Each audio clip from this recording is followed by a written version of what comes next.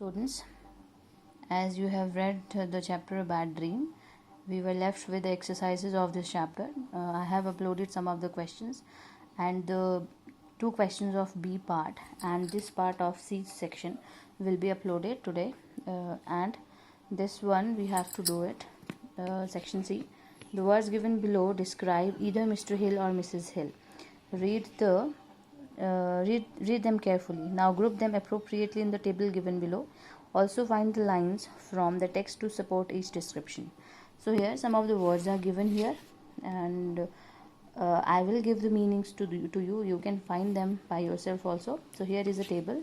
Here are the two characters. One is Mr. Hill, second is Mrs. Hill. And here you have to put words according to the meanings of these words and according to the characters which Mr. Hill and Mrs. Hill possess.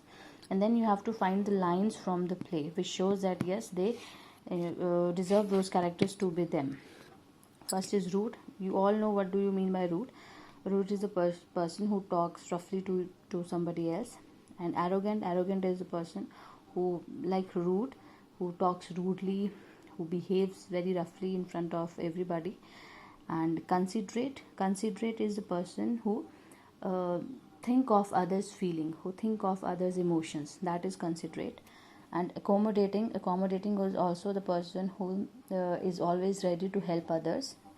And then self-centered means who always thinks about himself or herself. And then sensitive is the person, we have discussed this trait in desirable undesirable traits in changing times. Okay, so sensitive are those person who are affected by others' remarks and by others' words. Compassionate is also a person who is always ready to help others, who is humane, who never steps back to help others. Indifferent is a person who is indifferent to others, who just mind his own business, who is not aware or bothered about others' sufferings. So that is a person is indifferent. So first of all, Mr. Hill.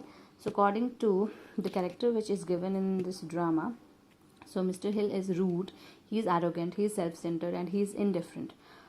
So he is rude. How he is rude? He said this.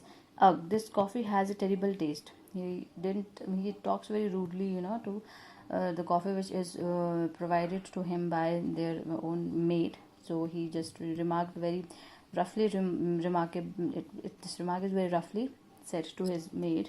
And then it's easy, we must got a new cook. So here he is being self-centered, he is indifferent. How is self-centered? He's just thinking about himself, that they should have a new cook. He is not able to adjust accordingly. Why? Because their maid is also, she has been there with them for 20 or 30 years and she is older now. So he should have managed somehow according to her age. And he is indifferent. Why? Because he is just looking at his own sufferings. He's not bothered about that how Annie is going to find a new job. She's not young, she's older, and nobody is going to hire her. So he's not thinking through this point of view. And then Mrs. Hill is considerate, she is accommodating, she is sensitive, she is compassionate.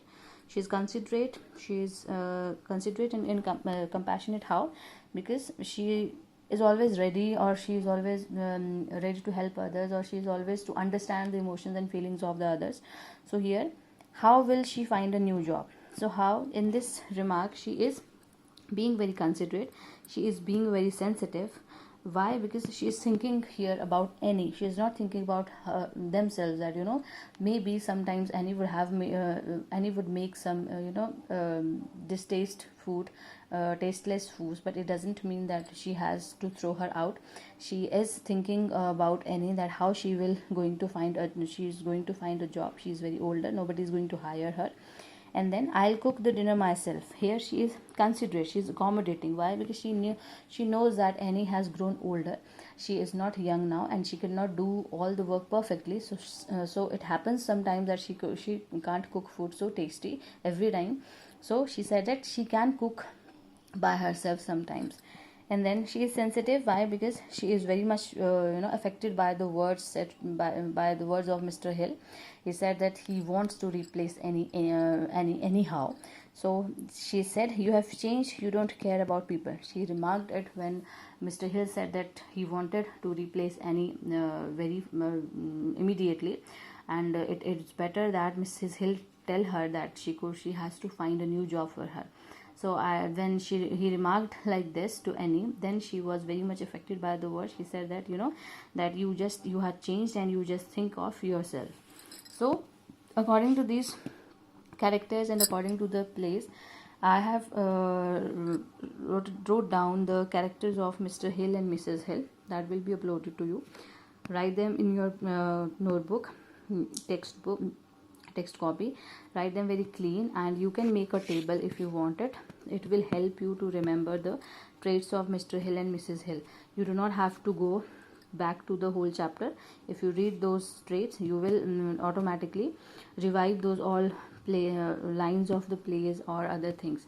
And when this type of question comes to your exams, in your board exams, you can use these lines from the play, lines from the text, to make your questions effective, to make sure to have a good impression of your answer.